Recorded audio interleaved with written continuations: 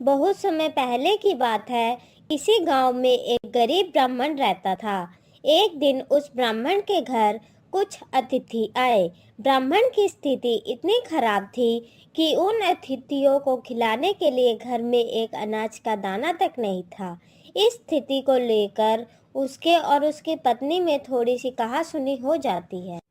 अरे, तुम्हें पेट भरने योग्य अनाज कमाना भी नहीं आता।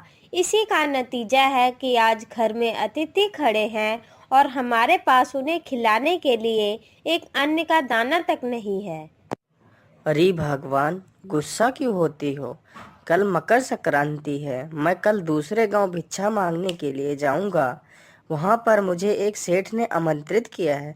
वह सूर्य देवता की तृप्ति के लिए कुछ दान देना चाहता है।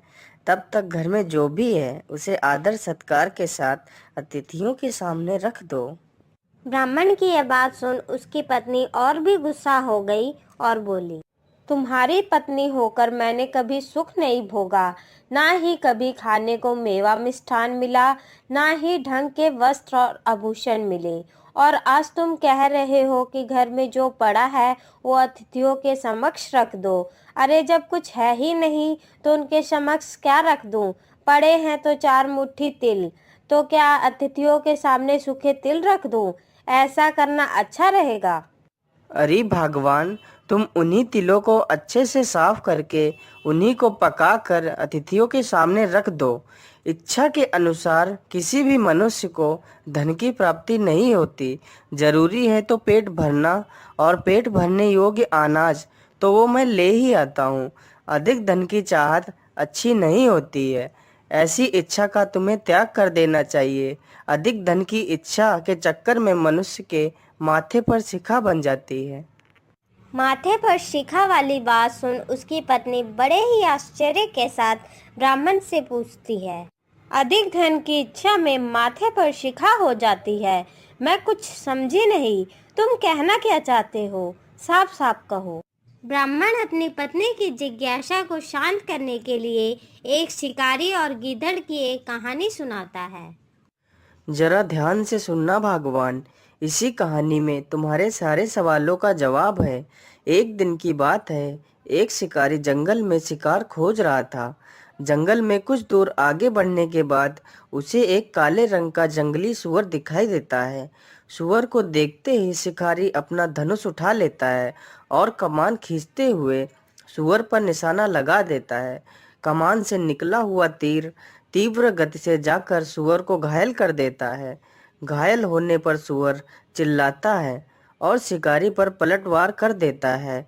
सुअर के नुकीले दांतों ने शिकारी के पेट को फाड़ दिया, जिससे शिकारी की मृत्यु हो जाती है और कुछ क्षण बाद सुअर की भी मृत्यु हो जाती है।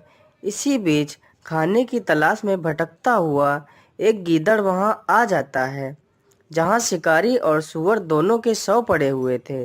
बिना मेहनत किए इतना सारा भोजन देख गीदड़ मन ही मन बहुत ही खुश हुआ और उसने मन ही मन सोचा, अरे वाह, क्या बात है! आज तो इतना सारा भोजन मुझे बिना मेहनत किए ही मिल गया। आज तो ईश्वर की मुझ पर बड़ी कृपा हो गई। एक साथ मुझे इतना सारा भोजन मिल गया। आज तो मैं इसे पेट भर खाऊंगा। अरे नहीं नहीं, मैं इस भोजन को धीरे धीरे और आराम से खाऊंगा, ताकि यह भोजन लंबे समय तक चल सके। इस तरह मैं इस भोजन के साथ लंबे समय तक अपनी भूख को शांत रख पाऊंगा।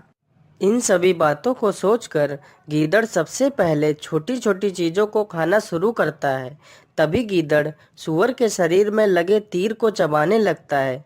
तीर अधिक पैना होने के कारण गीदड़ के मुंह को फाड़ देता है और उसके सिर के ऊपर निकल जाता है, जो कि मानो ऐसा लग रहा था जैसे कि गीदड़ के सिर पर शिखा आ गई हो। फिर कुछ देर बाद गीदड़ की भी मृत्यु हो जाती है। सुन लिया ना भगवान, लालच का क्या नतीजा होता है। इसीलिए मैं कहता हूँ कि लालच करना अच्छी बात नहीं होती है, और ज़्यादा लालच करने वाले लोगों के माथे पर शिखा निकल आती है। ठीक है जी, तो घर में जो तिल है मैं उन्हें ही पकाकर अतिथियों को खिला देती हूँ। पत्नी की यह बात सुनकर ब्राह्मण संतुष्ट हो जाता है और भिक्षा मांगने के लिए निकल जाता है। वहीं ब्राह्मणी भी घर में पड़े तिल को धूप में सुखाने के लिए फैला देती है। तभी वहां पर एक गाय आ जाती है और सूख रहे तिलों को खा जाती है। तो वह और भी परेशान हो जाती है। फिर वह भगवान से प्रार्थना करने लगती है, हे भगवान, अब मैं अतिथियों को क्या खिलाऊंगी? भगवान मेरी मदद करो। तभी देवी माँ को उस पर दया आ जाती है और देवी माँ ब्राह्मण का रूप बदलकर ब्राह्मण के घर आ जाती हैं। अरे भगवान, ये अनाज लो और जल्दी से अतिथियों के लिए भोजन तैयार करो और उनका सत्कार करो। मैं अभी जल्दी ही वापस आ जाऊंगा। यह कहकर ब्राह्मण वहाँ से चला जाता है। फिर ब्राह्मणी अतिथियों का बड़े आदर से सत्कार करती है और उन्हें विदा कर देती है। फिर कुछ ही देर बाद ब्राह्मण आ जाता है। अरे अरे, आप आ गए? चलो, आपने अच्छा ही किया था जो आप घर में अनाज दे गए थे, जिससे मैं अतिथियों की सेवा कर पाई, नहीं तो आज वह भूखे ही चले जाते। यह बात सुनकर ब्राह्मण आश्चर्य से बोलता है, लेकिन मैं तो अभी आया हूँ। अरे, आप ये क्या कह रहे हैं? तो फिर वह कौन था जो आपके वेश में मुझे अनाज दे गया था? अरे भगवान, वे जरूर भगवान होंगे जो हम गरीबों की मदद करने आए थे। फिर वह दोनों भगवान का धन्यवाद करते हैं और खुशी खुशी अपना जीवन व्यतीत करते हैं। हमें इस कहानी से यह शिक्षा मिलती है कि हमें ज़्यादा लालच नहीं करना चाहिए। हमारे पास जो भी होता है हमें उसी में सुखी रहना चाहिए। किसी के पास ज़्यादा है तो उसे देखकर कभी भी दुखी नहीं होना चाहिए।